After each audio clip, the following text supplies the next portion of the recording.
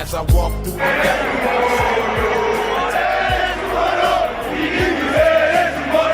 Y este odio siguió dentro.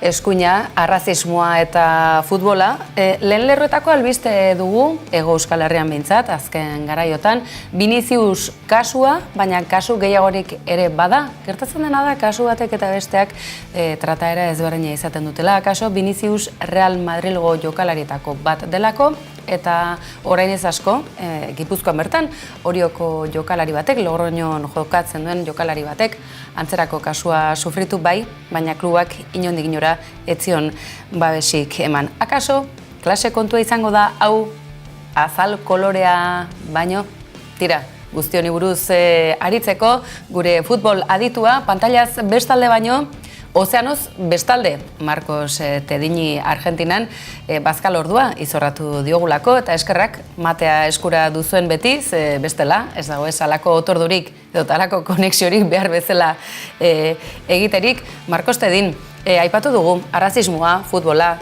politika gintzan lehen lerroan eskuina goraka ari den garaiotan, bereziki, sare sozialetan ere asko ari garelako jarraitzen. Klase kontua baino, azal kolorea baino, klase kontua badela, esan ote genezake, ein batean behintzat? Bueno, lehenik eta behin arratsaldeon, gabon, zuentzat. Bai egia da, badauela hor klase kontu bat, hori ezin daukatu. Baina, bueno, egia da, bai, hemengo eta horko egoerak oso ezberdinak direla.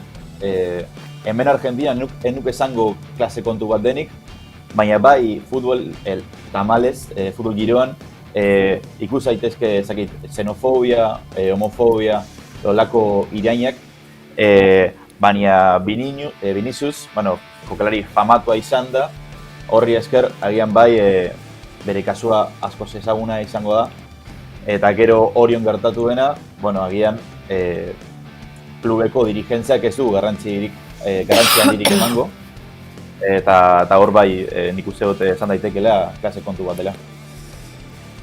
Gauzak honela, adibidez berdinak baditugu. Aipatu duzu, futbolak dituen sustraien arabera, balio batzuk edo beste batzuk garraiatu ditzake, ezta? Eta klub batetik bestera edo herrialde batetik bestera, aldaera hori edo behintzat desberdintasuna antzematen da, eta kaso Espainiako estatuan une honetan nahiko pilpilan dagoen kontu bat da eta jarrera oso oldarkorrak, ezta?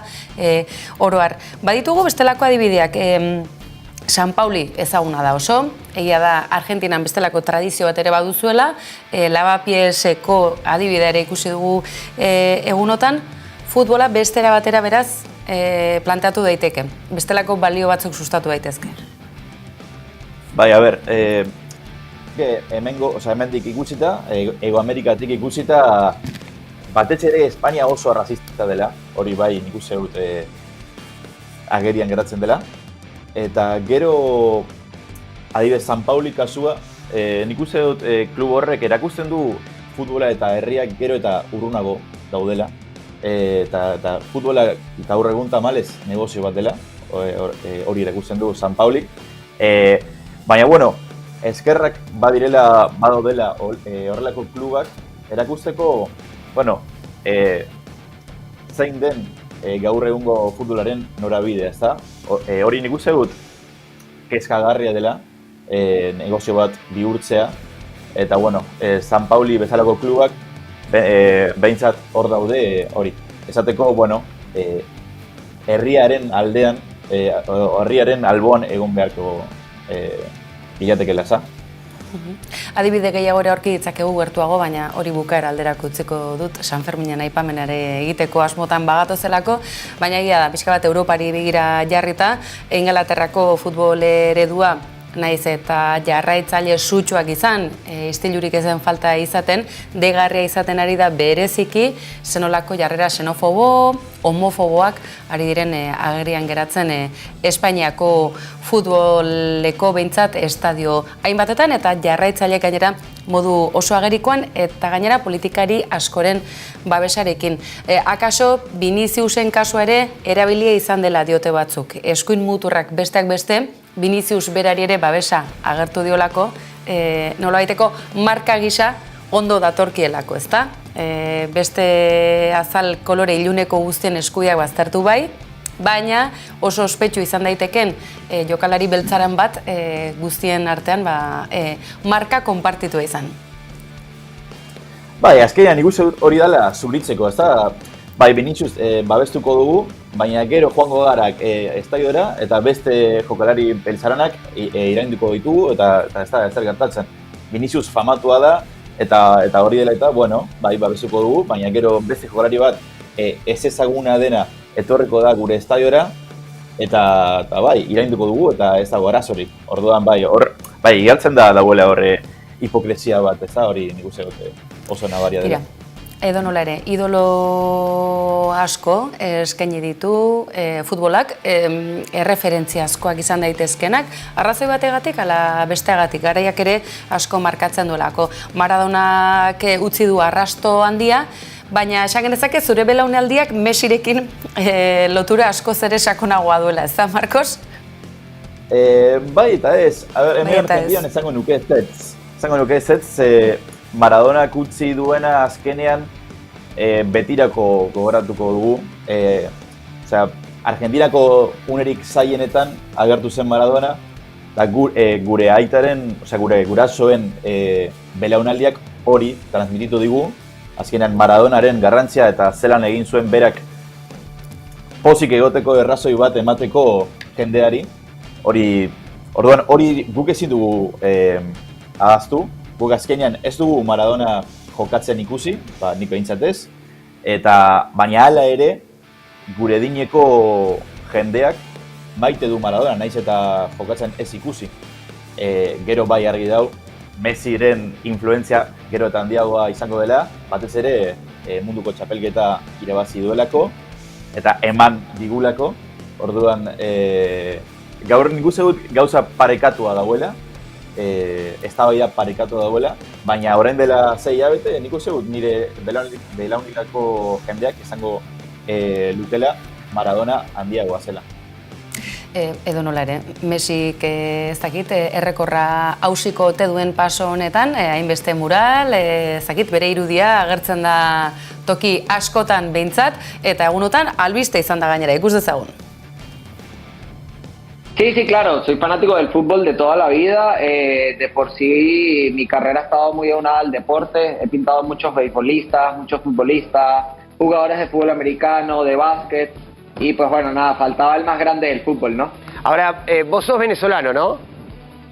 Sí, soy Porque venezolano. para muchos venezolanos el más grande fue Maradona, y vos decís que es Messi. No, Messi es para mi generación. Maradona igual no deja de ser Maradona, pero no lo vi jugar. Estaba muy chico para cuando... Pero pará, ¿qué edad tenés? Kokatu gaitzazu pixka bat, Marcos. Aipatu diazutenarekin ezagit Maradona oso gustoko ez duten batzuk, akaso oso ezkerrekoa zelako, Miamitik ari direlako hizketan, baina Messik markak hausten segitzen du, mural bat gehiago eta beste bat. Ze fenomeno klase da hau? Eta zenolako balioak dakartza Messik?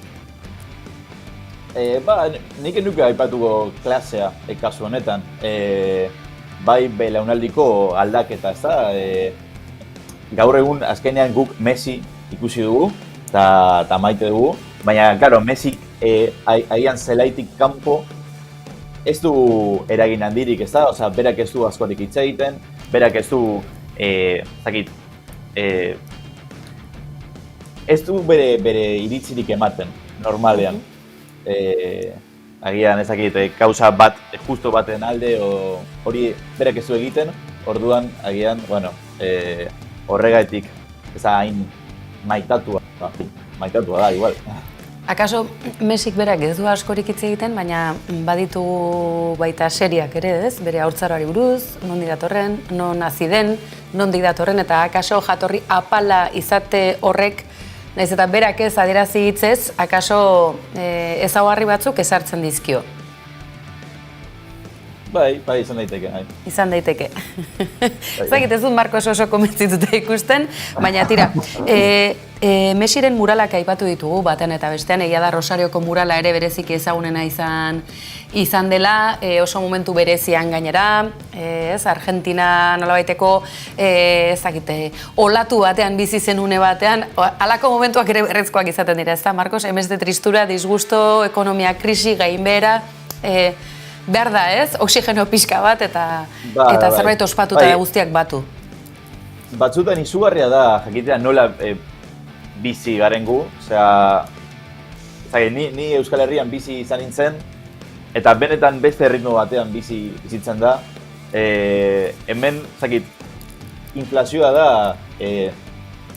gure egunerokotasuna. Osea, da egunero prezioak aldatzen dira eta ekonomiak, estutzen gaitu eta badeko gure zailtasunak, gure arazoak, eta azkenean futbolak hori ematen digu, ez da? Pozik egoteko arrazoi bat, gure burua arintzeko arrazoi bat, lagunekin egoteko arrazoi bat, eta hori dana eskertzen da, badakit oso zaila da saltzen, batez ere zuei, zeren eta agian zuek ez daukazue hainbeste arazorik, eta ez duzue behar irten bide bat, eta guk bai, orduan futbola irten bide hori da. Edo nola ere, muralei buruzari garela, badakizu Josian natorrela, izan ere, hazen olako burrumba eragin zuen sare sozialetan, poza, jende askori baita ere, Aberri egunaren ingurumari horretan, Messiren mural mitiko hori izango denaren egile berberek, berez, haide euskaldun batzuk izango zituzten garai batez, eta euskal komunitatearen festa egun horretan, beste ekarpen bat, beste mural bat, sare sozialetan egia esan da, albiste ere izan zen, eta oso mural ederra da egin dutena, postekoa eta ezakit, niri ere, halako ezakit, irribarrera atera zidan, polita izan zen ekimena. Bai, zenare, dira Marlene Zubiaga eta Leandro Urteaga murala egin dutenak, eta gero bai, igual, nik hau aipatu behar dut, nire futbol taldearen auzoan, Boedon, badaude beste mural batzuk, Euskal Herriari lotuta dutenak, eta nik uste dut gero eta normalagoa da Euskal Herriaren eragina hemen ikustea, ezta? Bai muraletan, bai kaleetan, eta oso polita da, esango nuke, batez ere niretzat, euskaraz dakidana, olako gauzak ikustea kalean, polita da azkenean apurtxo bat Euskal Herrian bezala sentitzen naiz, eta normala zuek ere etortzen bazarie, ikusiko duzu eta agian etxean bezala sentituko zaria. Entzungo ditugu muralaren egileak, okerrez banago, lankidek aukera dugu bai entzuteko. Bueno, ¿se acuerdan del mural enorme de Messi frente al Monumento a la Bandera? Que se hizo durante la Copa América y nos trajo mucha suerte. ¿Y se acuerdan después del mural de Messi en la casa de los Messi, donde él se crió, que nos trajo también durante el Mundial mucha suerte? Bueno, volvieron Lisandro y Marlene a Rosario a regalarle otro mural a la ciudad. ¿Me cuentan qué están haciendo? Hola, ¿cómo están? Bueno, contento de estar de nuevo en la ciudad. Estamos haciendo un mural en conmemoración del Aberri Eguna, convocado por el pueblo vasco, rosarino y de todos lados. Y bueno, metiendo un poco de la cultura vasca ahí, poniendo nuestro granito de arena a la causa. Egia da, akaso Euskal Herriaren irudi hori ere gaurkotuagoa izatea, Euskal komunitateari begira ere gauza ere osasuntxoare izango dela, ze batzutan duela mende bateko ezakit ohituretan oso helduta geratzen gara. Grafista edo grafitero ezagun hauek egindako lana benetan ederra izan da, gero egia da kutsu tradizionalagoa ere eman zitzaiola, ikus dezagun, grafiteren inaugurazio ere nola egin zen.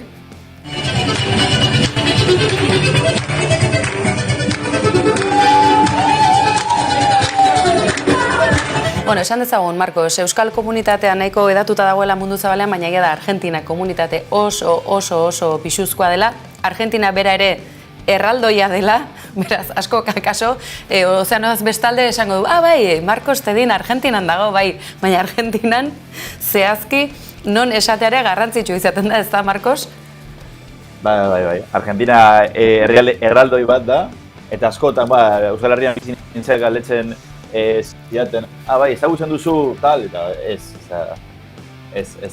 Baina egia da esan duzuna, agian hemengo Euskal diasporak asko ospatzen ditu, orain dela 100 urte ospatzen ziren gauzak edo egiten ziren dantzak, eta batzutan nik uste dut hori eguneratu behar dela, agian aldatu beharko genuke gure ikuspuntua, eguneratu, eta gaur egun Euskal Herria zer den ulertu beharko genuke, eta hori bai kopiatzeko, edo behintzat ona ekartzea, baina bueno, gaur egun hau da dekoguna. Baina hori pausuz pausu ere izango da. Sare soziale gainera leio zabala irikitzen dute eta honezkero euskal komunitate digitalaz ere hitz egin genezake, beraz, tira, tokian tokikoa ere pixkanaka bere bidetik joango da. Rosariotik goazen Buenos Airesa, ze tradiziozko ospakizunak baldin badaude, haietako bat Euskal Herriaren eguna bada, eta argi, milaka direlako egun horri atxikitzen zaizkion euskaldunak.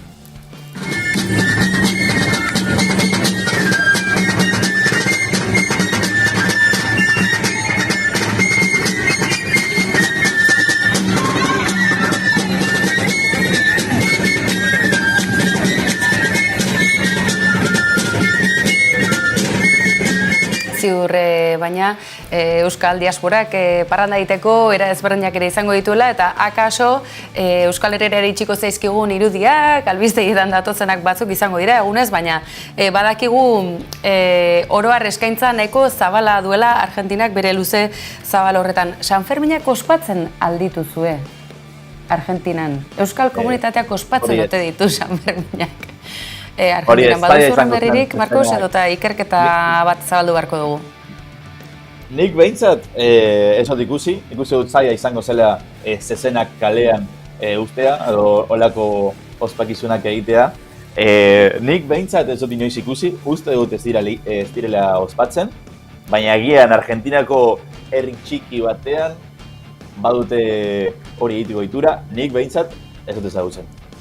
Erki, ze entzierro ez asko zaratago dijoan kontua da Sanferminena, akaso txupina zoren bat edo beste, ikertzen segituko dugu, Marcos, urrengo konexiorako, oraindik ere tarte bat dugu uztailaren 6 baino lehen, beraz, ikertuko dugu, ea uztailaren 6 mundu zabalean tokiren batean ospatzen den, orduan, Osasuna eta Jagoba Arrasate ere erabat ez ezagunak izango dira, ala hau salbuespena izan daiteke. Osasunak bere ospea mundu zabalera edatu ote du? Esango nuke ez. Hemen Argentinan behintzat ezagunena da Atletik, noski. Eta gero hortik aparte Reala bai, baina batez ere Atletik. Osasuna agian ezaguna da bai, baina Jagoba Arrasate tamalez ez. Nik maite dut, Jagoba Arrasate, asko errespetatzen dut, oso tenatzaile ona eta pertsona hobea iruditzen zait. Tamalez hemen Argentina ez da heldu bere eragina. Tira, entzungo ditugu donola ere Jagoba Arrasateren azken bertsoak, ze ohitura hartu du, bertsotan aritzeko toki baten eta bestean, argiz Johan Cruyff sariare jaso du, beraz, entrenatzaile gisa, argi, oraindik ere behar bezain ezaguna ez baldin badare Argentina horretan, oraindik ere tartea baduelako, ikusi besterik ez zenolako ibilbidea duen aurretik goazen, Jagobaren azken bertsoa entzutera mesedez. Mutil baldera goaz? Eskerrik asko mutiloari, aiak ondo pasa.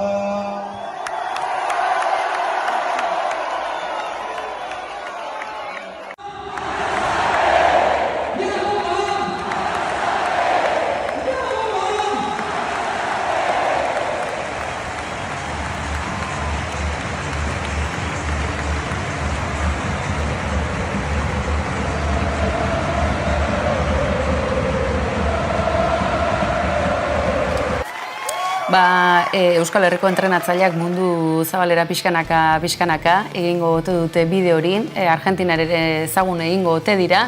San Ferminiko ospatuko ote da Euskal Diasporan, segituko dugu ikerketan eta segituko dugu hizketan Marcos Tehinekin noski baietz. Atzen dituzun kamiseta guzti horiek urtean zehar janzteko, nahikoa aukera edo denbora ateratzen duzu edo hamarkadaka dijoa ariketa hori? Ez, hori dira bakarrik kolekzionatzeko, dira 108 kamiseta, Euskal Herriko batzuk badauzkat, Osasunaren 2, Euskal Herriko 2, eta gero Atletik hainbat kamiseta. Baina bai, nire lagunek normalean oparitzen dizkidate, edo behintzat usten dizkidate bere kamisetak, nik nire museoan jartzeko. Así que norbaitek kamiseta baldin badauka, bueno, hemen egun giturra izango da. Ederki, Marcos, horri ere tarte ingo dugu, halako batean eskerrik asko gaur geurean izategatik, eta aukera baldin badugu bintzat. Datorren astean joko dugu berriz ere Argentinara. Gabon pasa, eskerrik asko. Vale, agur.